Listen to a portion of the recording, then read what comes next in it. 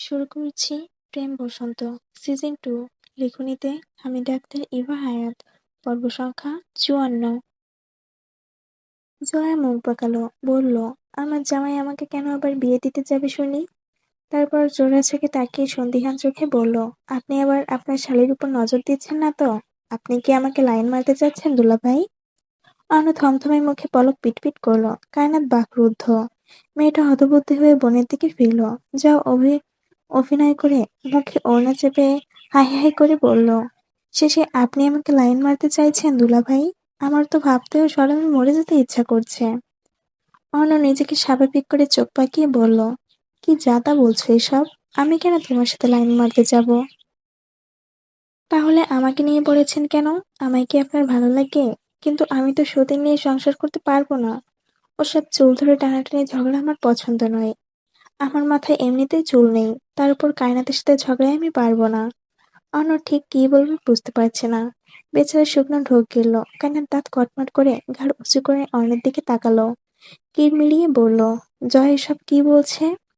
অর্ণ মুখ একটু করে বলল, তোমার বোনের মাথা নষ্ট হয়ে গেছে, ওকে পাবনা পাঠানোর ব্যবস্থা করো জলদি। জয়া বলল, আপনি যে ইনিয়ে বিনিয়ে আমাকে সবকিছুতে ইঙ্গিত করেন সেটা আমি বুঝি। নেহাত আপনি আমার দেবর হন, না হলে আমার জামাইকে বলে ইচ্ছা মতো মার খাওয়াতাম। অর্ণ রাগে গজগজ করতে করতে রান্নাঘর থেকে বের হলো। কায়নাত জয়ার মাথায় চাপড় মেরে পড়ল। দিল্লিতে লোকটাকে রাগিয়ে এমনিতেই মুখ দিয়ে একটা কথা বের হয় না, তার উপর আরেক কাণ্ড ঘটিয়ে দিলি। জয়া মুখ পাকালো। তোর জামাই বুড়ো হচ্ছে, তবু ঘটে বুদ্ধি হচ্ছে না। উনি কোন আক্কেলে আমাকে অন্যত্রে বিয়ে দিতে চাইলেন? উনি যে মজা করেছে এটা বুঝিসনি? সর দেখি, পাগলামি করতে করতে আসলেই পাগল হয়ে গেছিস। কায়নাত জয়াকে সরিয়ে রান্নাঘর থেকে বের হলো। ডাইনিং টেবিলে একে একে সবাই এসে বসেছেন। সকালের খাওয়া দাওয়া হলো ঠিক মতোই। তারপর ড্রয়িং রুমে বসলেন বাড়ির পুরুষরা। মহিলারা কাজে ব্যস্ত আছেন। সকাল 11টা নাগাদ বাড়িতে এলো সেহের। সঙ্গে কেউ আসেনি আজ। প্রেম খানিক অবাক হলো বটে। স্বার্থের মধ্যে স্বার্থর মতো ছেলে সেহেরকে একা ছাড়ার মানুষ নয়। আর যদি হয় চৌধুরীর বাড়ি, তাহলে তো প্রশ্নই আসে না। শের এসে বসলো অয়নের পাশে। কায়নাত এসে সবার জন্য চা দিয়ে গেল। এখন নাকি চা খাবেন তারা। শের বোধহয় বাইরে থেকে কোনোরকম দৌড়ে এসেছে। ঘামে শরীর ভিজে একাকার। অর্ণ কপাল কুঁচকে বলল, এমন হাঁপাচ্ছিস কেন? কোথা থেকে এসেছিস? সে টি টেবিলের উপর থেকে পানি খেয়ে বলল, রিকশায় এসেছি তো, তাই এই অবস্থা। বাইরে বড্ড গরম পড়েছে। তোর গাড়ি কই? বাড়িতে। বাড়ি থেকে আসিসনি? সেহির উত্তর দিল না। বাড়ি থেকে কি করে আসবে? সে তো এতক্ষণ ফুটপাতে বসেছিল। অত কড়া রোদের তাপে শরীরটা জ্বলে যাচ্ছিল। মাশফিক চৌধুরী কথা বাড়ালেন, সে যাই হোক, শোনো সেহের, আজ তোমার সাথে প্রথম এবং শেষবার এই বিষয় নিয়ে কথা বলবো। সে নিজেকে প্রস্তুত করলো। পিঠ সোজা করে বলল, বলুন। তুমি শিওর এই সম্পর্ক করতে চাও? জি। তোমার মা বাবা রাজি হয়েছেন? হয়নি, কিন্তু আমি রাজি করিয়ে নেব। প্লিজ আঙ্কেল, আপনি তাদের কথা ভেবে সিদ্ধান্ত বদলাবেন না। মাসফিক চৌধুরী চাপা শ্বাস ফেললেন। নুরুল সৈয়দের সাথে তার গতকাল রাতে কথা হয়েছিল। তিনি জানিয়েছেন ছেলের খুশিতেই সব। তবে মা বড্ড নারাজ এই সম্পর্কে। তিনি চান না নুসরাতের সাথে সোহেলের বিয়েটা হোক। মাসফিক চৌধুরী বললেন, তোমার মা যেখানে মেনে নিতে চাইছেন না, সেখানে সম্পর্ক এখনো ঠিক হবে? সে উত্তেজিত হয়ে বলল, মা একদিন না একদিন মেনে নিবে আঙ্কেল। আমি নুসরাতকে হারাতে চাই না। আমায় দিয়ে দিন ওদের। আমি সত্যি খুব যত্নে রাখবো ওদের। অর্ণব কাঁধে হাত রেখে বলল, রিল্যাক্স। শুকনো ঢোক গিলল সেহের। মাসফিক চৌধুরী খুব চোখে করে নিঃশ্বাস ফেলে বললেন, নুসরাতের সাথে আমার কথা হয়েছে। ও এই বিয়েতে রাজি। আমি চাইছি তোমাদের যত তাড়াতাড়ি সম্ভব এক করে দিতে। সে খানিকক্ষণ পাথরের মতো মাসফিক চৌধুরীর দিকে তাকিয়ে রইল। বিয়েতে কি সবাই রাজি হয়ে গেছে? বিশ্বাস হচ্ছে না তার। নুসরাত তার বর্তমান স্ত্রী হলেও মোটেও বিয়েকে বিয়ে বলে মনে হয় না। আজ মনে হচ্ছে নিজের অর্ধাঙ্গিনীকে দেখার সৌভাগ্য বুঝি তার হবে। এতগুলো বছরের অপেক্ষার অবসান হবে। হঠাৎ সে ঝাঁপিয়ে পড়ল মাসফিক চৌধুরীর বুকে। শক্ত করে জড়িয়ে ধরে বলল, আমি ভাষা খুঁজে পাচ্ছি না আঙ্কেল। আমার জীবনের সবচেয়ে বড় উপহারটা আজ আপনি আমাকে দিয়েছেন। আমি আমি ওকে থামিয়ে দিয়ে মাসফিক চৌধুরী গাল ঘুরে এসে শব্দ করে বললেন, মিষ্টি মুখ করার সময় কান্নাকাটি কিসের? আমার হবু জামাই তুমি, বিয়ের আয়োজন শুরু করো। সে হেসে দিল। রেখা বেগম বড় প্লেটে করে মিষ্টি, সবাই মিষ্টি খেলেন খুশিতে। দোতলার কোণা থেকে নুসরাত সবটা দেখেছে। মেয়েটার বুক কাঁপছে দুধ। আবার সে কবুল করবে, সাজবে, তবে এবার এক শুদ্ধ পুরুষের হাতে। এবার আর ভয় নেই। যে মানুষটা তাকে নিজের করে পাওয়ার জন্য জীবনের এতগুলো বছর কষ্ট করে পরিবারের বিরুদ্ধে যেতে পারে, সেই পুরুষ অন্তত তাকে ঠকাবে না। সে ঝট করে চোখ আটকে গেল সেই ডান দিকের কোণায়, যেখানে দাঁড়িয়ে আছেন নুসরাত। সে মাথা নিচু করে প্রথমে হাসলো। বহু বছরের ভালোবাসা পূর্ণতা পেতে চলেছে। তারা এক হবে, এক বন্ধনে বাঁধা পড়বে। মাসুদ চৌধুরী বললেন, নুরুল সৈয়দ আজ বিয়ের তারিখ ঠিক করতে চৌধুরী বাড়ি আসবে। সে জানতো না এ কথা। ছেলেটাকে কি করবে বুঝে উঠতে পারল না। অনেক ঠোঁটের কোণে তখন চাপা হাসি। লোকটা বোধহয় মন খুলে একটু হাসতেও জানে না। অর্ণ কায়নাথকে খোঁজার জন্য এদিক ওদিক তাকাতে চোখ গেল নাজরিনের পেছনে দাঁড়িয়ে থাকা জয়ার দিকে। জয়া চোখ ছোট ছোট করে তার দিকেই তাকিয়ে আছে। খেল সে। কপাল কুঁচকে দৃষ্টি সরিয়ে নিল। মেয়েটা জ্বালাচ্ছে তাকে। দুপুরে খাবারের দাওয়াত দেওয়া হলো নুরুল সৈয়দকে। বাড়িতে সে কি বিরাট আয়োজন। নুসরাতের ঘরে বাড়ির সব মেয়েরা, ওর থেকে বয়সে বড় কেউ নেই। যারা ওদের আনন্দ দেখে নিজের ভীষণ খুশি। সে নুসরাতের গম্ভীর মুখ দেখে বলল, তুমি অমন করে বসে আছো কেন? রূপচর্চা শুরু করে দাও। নুসরাত বলল, রূপচর্চা করে কি করবো? ওমা, রূপের জন্য সব দিক দিয়ে জামাইয়ের আসলে বেঁধে রাখতে হয় জানো না? তুমি দেখি সব জানো, তা কি বিয়ে করেছো নাকি? যারা মুখ বাঁকিয়ে বলে, ভালো কথা বললাম সেটা তোমার ভালো লাগলো না, তাই না? সবাই একসঙ্গে হেসে উঠল। এসব পায়ে ব্যথা, উঠতে পারছে না। কাল রাত থেকে সারত ওর ফল। মেসেজ কিছু দেখেনি। ছেলেটা এমন কখনো করে না তার সাথে। সবার কথা বলার মাঝে সে বলল, তুমি কেউ সার্থক ভাইকে একটু কল করবে? উনি আমার কল ধরছেন না। নুসরাত নিজের ফোন খুঁজলো, পেল না। নিশ্চয়ই আদি নিয়ে গেছে। যারা নিজের ফোন নিশার হাতে দিয়ে বলল কল করতে। নিশা বেশ কয়েকবার ট্রাই করে ব্যর্থ হলো। মন খারাপ করে বলল, ধরছে না তো। কায়নাত বলল, আমি তোমার ভাইকে কি বলছি, চিন্তা করো না একদম। কায়নাত গুটি গুটি পায়ে অন্যের ঘরে এলো। নিচে সবাই আড্ডা আলোচনায় ব্যস্ত। খানিকক্ষণ পর দুপুরের খাবার দেওয়া হবে। অর্ণব ফ্রেশ হতে উপরে এসেছিল একটু আগে। সবাই গোসল সেরে ওয়াশরুম থেকে বের হচ্ছে। কায়নাত বিছানায় এত জামা কাপড় ছড়িয়ে ছিটিয়ে রাখা দেখে কপাল কুঁচকে বলল, এত কাপড় বের করেছেন কেন? অর্ণব বিছানায় বসে এসিড পাওয়ার বাড়িয়ে দিয়ে বলল, মাথাটা মুছে দাও। কায়নাত তোয়ালে নিয়ে অন্যটা এগিয়ে এলো। মাথা মুছিয়ে দিতে দিতে একবার পুরো ঘরে চোখ বুলিয়ে দিল। বলল, কি করছিলেন ঘরে? এসব বের করেছেন কেন? অর্ণব বলল, ঘরটা আমার, অথচ আমারই কিছু খুঁজে পাই না। কাবাড ভর্তি তোমার শাড়ি, আমার কাপড়গুলো কোথায় রেখেছো? আপনার সব কাপড় নিচে রেখেছি। আমার কাপড় রাখার জায়গা পাচ্ছিলাম না বলে। এই অত্যাচার কবে বন্ধ করবে তুমি? বিছানায় ঘুমাতে এলেও পুরো ফ্ল্যাট তোমার লাগে। ওয়াশরুমে তোমার জিনিস দিয়ে ভর্তি।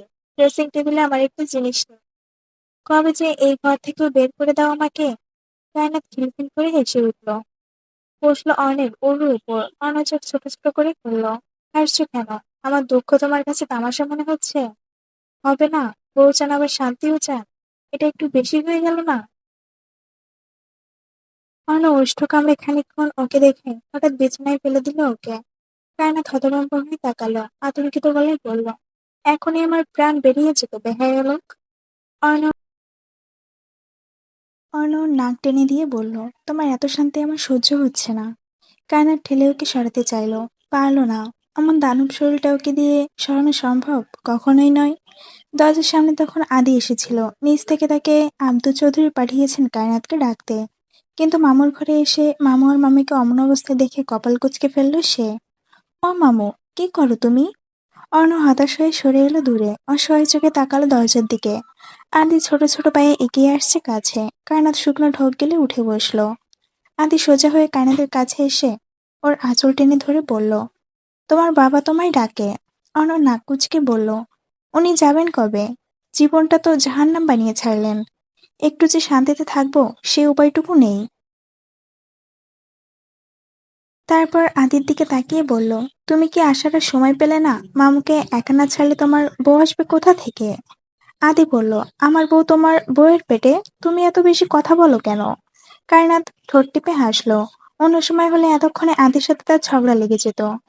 তবে আজ এসেছে বলেই বেঁচে গেছে, না হলে বিকেলের আগে ঘর থেকে বের হওয়ার নাম মুখে নেওয়া যেত না। ওরা নিচে এলো খানিকক্ষণ পরে। ডাইনিং টেবিলে বাড়ির পুরুষেরা খেতে বসেছেন। ব্যবসার খাতিরে নুরুল সৈয়দের সাথে মাশফিক চৌধুরীর বেশ ভালো সম্পর্ক। সেই সম্পর্ক আজ ব্যয়ে পরিণত হতে যাচ্ছে। বাড়িতে বসে নুরুল সৈয়দ কথা বলতে চাইলেন না। খাওয়া দাওয়া সারতে প্রায় বিকেল হয়েই গিয়েছিল। তাই বাগানে ঠান্ডা পরিবেশে বসেছেন সকলে। আজকে চৌধুরীর সাথে বেশ কিছুক্ষণ কথা বলেছেন তিনি। যখন নুসরাতের কথা জানতে চাইলেন, তখন নুরুল সৈয়দ নিজের ছেলের কাঁধে হাত রেখে বললেন, আমি কোনোদিন শেহরকে কোনো কিছু নিয়ে জোর করিনি। এমন নয় যে সে অবুঝ ছেলে। যা সিদ্ধান্ত নিয়েছে সেটাকে আমি সম্মান করি। আমি চাই আমার ছেলে ভালো থাকুক। ও যদি সত্যিই নুসরাতকে নিয়ে সংসার করতে চায়, এতে আমার বিন্দুমাত্র আপত্তি নেই, বরং খুশি হব ছেলের সাহসিকতা দেখে। মাশফিক চৌধুরী বললেন, আর কিছু বলার নেই আমার। আপনি কি চাচ্ছেন? বিয়েটা কবে দেবেন? ভাবি আদৌ রাজি হবে তো? নুরুল সৈয়দ গাল ভরে হাসলেন, বললেন, ও চিন্তা আপনার করতে হবে না। বিয়ে যেহেতু হবে, দেরি করে লাভ নেই। আগামী সপ্তাহের শুক্রবারেই না হয় শুভ কাজটা সেরে ফেলা যাক। আলহামদুলিল্লাহ। সময় তাহলে বেশি নেই, আয়োজন শুরু করে বিয়ায়। হেসে ফেললেন দুজনেই। শের বোধহয় একটু লজ্জা পাচ্ছে আজ। পাশ থেকে প্রেম ওকে খোঁচাতে শুরু করেছে। ও অদৃশ্য হয়ে প্রেমের হাত চেপে ধরলো। কানের কাছে ফিসফিস করে বলল, তোর বোনকে একটাবার বিয়ে করতে দে, তোর খবর করে ছাড়বো। প্রেমও কানের কাছে কান নিয়ে বলল, অভিশাপ লাগবে গো। ভুলে যেও না আমি ডাক্তার।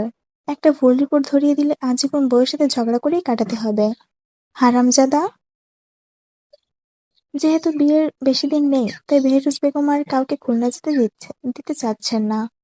উল্টো হাসানকে বলেছেন বাড়ির সবাইকে না ঢাকায় চলে আসতে। বাড়ির মেয়ের বিয়ে আর বাড়ির মানুষ থাকবে না, তা হয় নাকি? আজ চৌধুরী বাড়িটা খুশিতে জ্বলজ্বল করছে। নুসরাত নিজ ঘর থেকে বের হয়নি লজ্জায়। আজ সবার সামনে যেতে লজ্জা লাগছে তার। সবাই নিশ্চয় ভাবছে নুসরাতের সাথে শেহরের আগে থেকেই সম্পর্ক ছিল। মধ্যরাত তখন। নুসরাতের চোখে ঘুম নেই। আজ আদিও তার কাছে ঘুমায়নি। বরাবর বারান্দায় পায়চারি করছিল সে। হঠাৎ ফোনে নোটিফিকেশনের শব্দ শুনে ঘরে ফিরে ফোন নিয়ে দেখল হোয়াটসঅ্যাপে শেহের ভাই ইনবক্সে দুটো মেসেজ ঝুলে আছে। মেয়েটা কাপা হাতে ইনবক্স খুলল। সেখানে লেখা আছে, এই রাত করে জেগে আছো কেন রাত পাখি? ঘুম আসছে না বুঝি? আরেকটাই লেখা, একটু বারান্দার লাইটটা জ্বালাও, তোমায় বড্ড দেখতে ইচ্ছা করছে। নুসরাত চমকে উঠল। দৌড়ে গেল বারান্দায়। লাইট অন করে বারান্দার গ্রিল ধরে তাকালো বাড়ির বাইরে। কোথাও তো শেহের নেই। তাহলে সে জানলো কি করে নুসরাত ঘুমায়নি? নুসরাত শুকনো ঠোঁট ভিজিয়ে কল করলো ওর নাম্বারে। প্রায় সঙ্গে সঙ্গে রিসিভ হলো তা। ওপাশ থেকে মুচকি হাসির শব্দ ভেসে এলো। নুসরাত মিনমিন গলায় বলল, তুমি কোথায়? শেহের বলল, তোমার খুব কাছে। এই রাত করে বাইরে কি করছো? মা বাড়ি থেকে বের করে দিয়েছে। ও মা, বের করে দিয়েছে মানে? ওসব রাখো, তুমি ঘুমাওনি কেন? ঘুম আসছিল না। আমার জন্য? নুসরাতের হাসফাস লাগলো। ফ্লোরে পা খুঁড়িয়ে বলল, মোটেও না। শোনো রাত, এখন যদি তোমার ঘরে আসি তাহলে কি খুব বেশি মাইন্ড করবে? আমি কিন্তু পরপুরুষ নই। আমি তোমার তিন কবুলের স্বামী। নুসরাত থমকে দাঁড়ালো। দৌড় দৌড় বুকটা চেপে ধরে উল্টো ঘুরে চোখ দুটো খিচে বন্ধ করে ফেললো। এ আবদার বারণ করবে কি করে? কেউ না জানলেও সে তো জানে। তারা ইতিমধ্যে স্বামী স্ত্রী। নুসরাতের নীরবতা দেখে সে খট করে কল কেটে দিল। চমকে উঠল সে। কলটা কেটে দিল কেন? রাগ করেছে কি? মিনিট কয়েক ভাবনার মাঝে হঠাৎ দরজায় মৃদু শব্দ হলো। নুসরাত থমকে দাঁড়ালো। শেহের এসেছে।